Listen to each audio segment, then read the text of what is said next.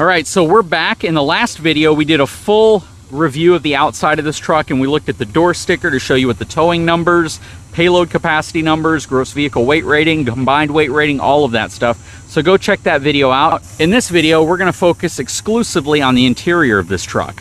So a lot of really nice things going on in here. It's a huge dramatic departure from the outgoing model, and I think you're gonna like it because, you know, if you're looking for a truck loaded with tech, while at the same time done in a very classy, ergonomic fashion, this might be the truck for you. Hang tight, I'll be right back.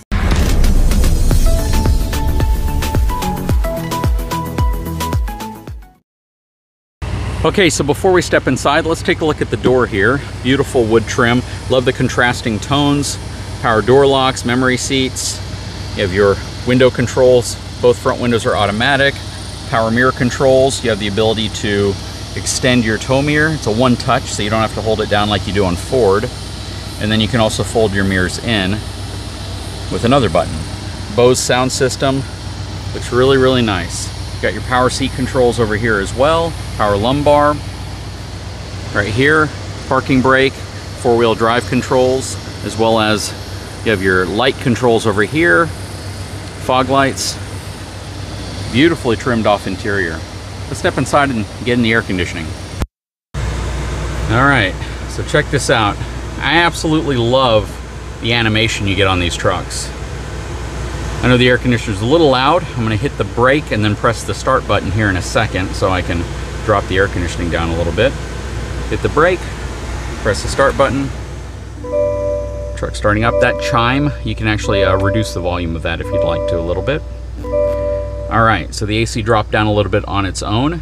You can see you have some huge screens up here. This entire gauge cluster is a screen, as well as this enormous screen right here, very similar to the GMC truck that we have. You got all your typical controls here. Radar cruise control, collision, all that stuff is right here. Heated steering wheel.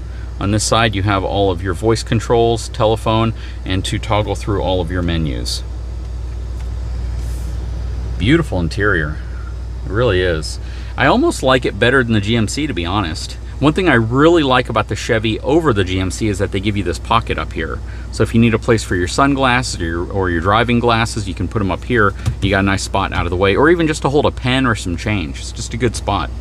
And then you still get a column shifter on your heavy duty trucks, which frees this area up to give you a nice large pocket, some cup holders. It would be nice to see some larger cup holders, just so you have the ability to carry those larger style mugs and tumblers that a lot of people use. Over here you can see your start button right here, trailer brake controller, gain control, as well as all your AC controls. It is dual zone. You also have heated seats as well as ventilated seats.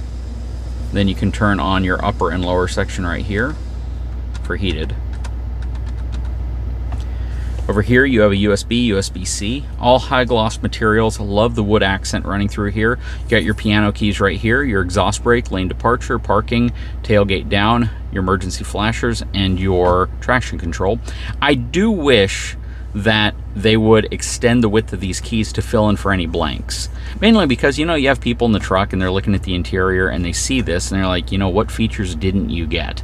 And it would have been nice again to have at least this entire area filled up with piano keys that fit the entire width. So again, it doesn't look like you have these blanks right here. You have your home button right here, power button to turn on your infotainment system, and then your volume control right there. Very cool. On this side, you have your power door lock unlock, plus your power windows. Again, Bose system. Just looks really nice. I love the contrasting tones that you get in this truck. Just beautiful.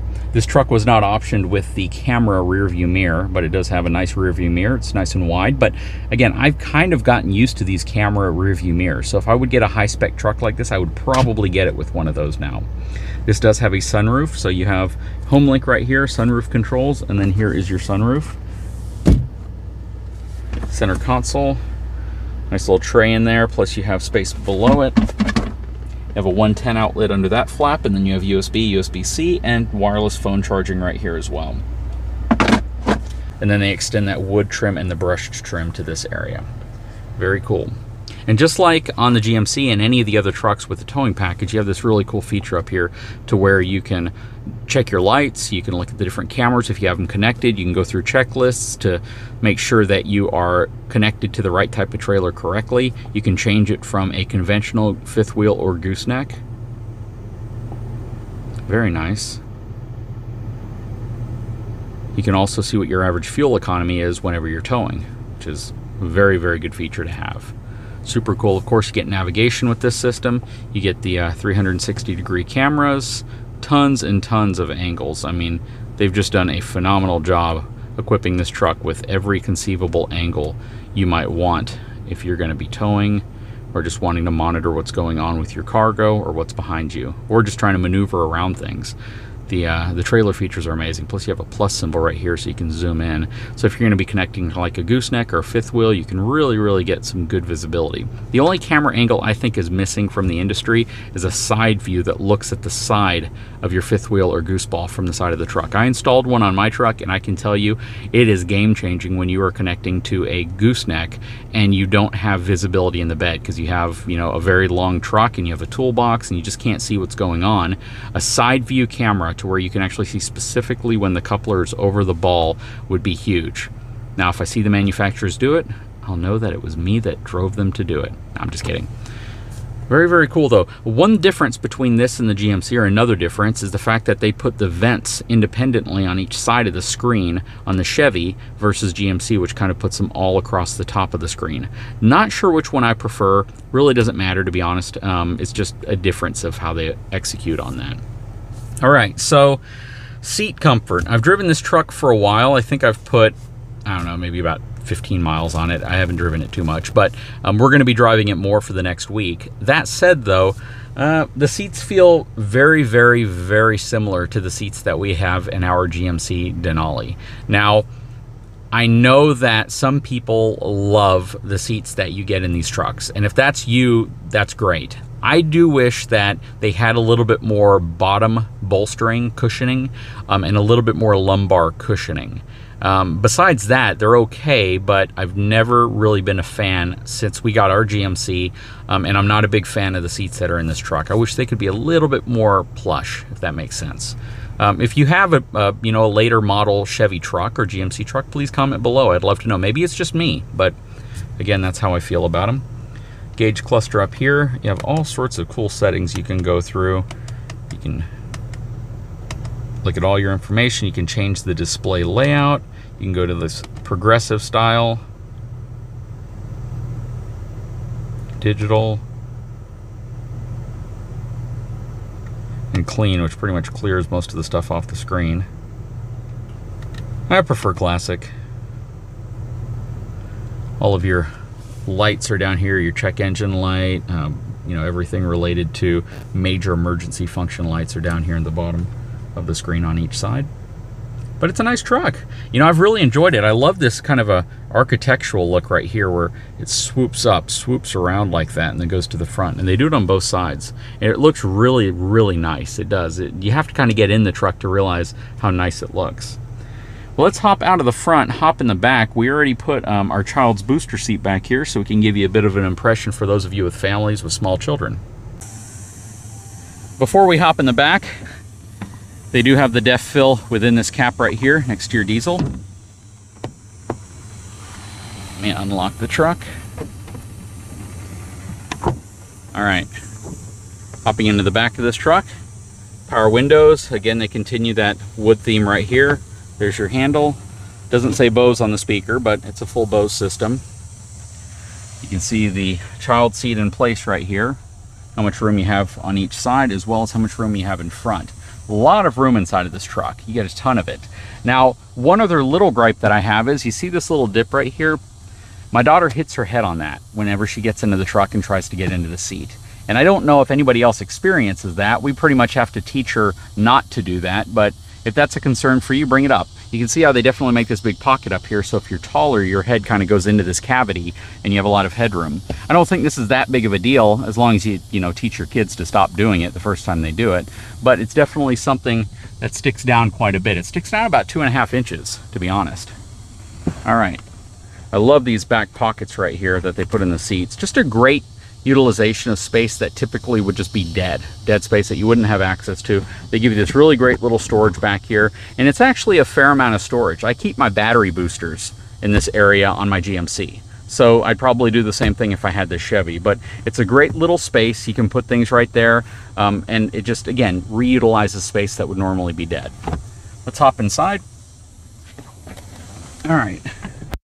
Now that we're in the truck, you know, I got a fair amount of space back here, even with the child seat in place. So that's important to a lot of folks, because if you have a larger family, you definitely want to know that you can take everyone with you and not have the seat hog up the whole area. But we are in a full-size heavy-duty truck, so having the width you need is pretty standard on these things. Love the fact that they have air conditioning vents in the back here.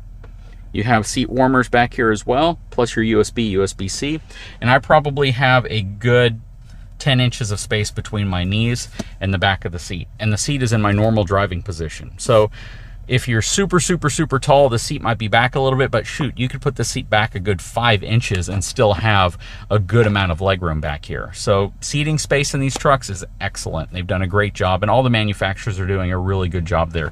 The only one who's a little behind in this space is Ram. Their heavy-duty trucks don't have the super long back cab. Now, you could get something like a mega cab, but the problem with the mega cab is that it doesn't actually utilize all of that extra cab for seating space. They actually give you like 7 inches of storage behind the back seat. The front seats, or at least, sorry, the secondary seat, is still the same distance to the front seat as the crew cab version of the truck. So yes, a mega cab is kind of a solution, but not really. The nice feature of the mega cab, though, is that you can recline the seats. So if you're on a longer trip, you can actually recline the back seats and have a lot of really great comfort back there. But yeah, having legroom right here is really, well, a bigger benefit if you're going to be hauling stuff or carrying stuff that you want to be able to set on the floor. And then you can fold the seats up. It's a nice flat floor in this area, so if you fold the seats up, you just have a huge area back here to be able to carry extra cargo, unless you opt for like a bin or some type of a storage tray under the seat. Then that'll eat into that a little bit. But really nice. I mean, the interior of this truck is absolutely beautiful. Definitely believe it rivals, and in some ways even beats, the interior of the GMC Denali half-ton truck that we own.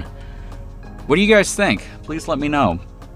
But yeah, this is a really nice truck. You know, we're a big fan of these Chevy and GMC trucks. Chevy's definitely taken a little bit different approach in terms of edginess. I think the GMC has more of a classy front look, whereas the Chevy has more of a bold front look to it. The interiors, honestly, it's kind of a toss. This feels very luxurious. It feels very upscale, high-end, and I would definitely say it's kind of on that same level as the GMC that we have. But it's a gorgeous truck. You have your 2 cup holders back here, and you have 2 more cup holders in the armrest behind the child seat. But please leave a comment below. I would love to know your thoughts. What do you think about the interior of this truck? Anyways, guys, if you haven't had a chance, please take a moment, subscribe to my channel, give me a thumbs up. We'll talk to you again very soon.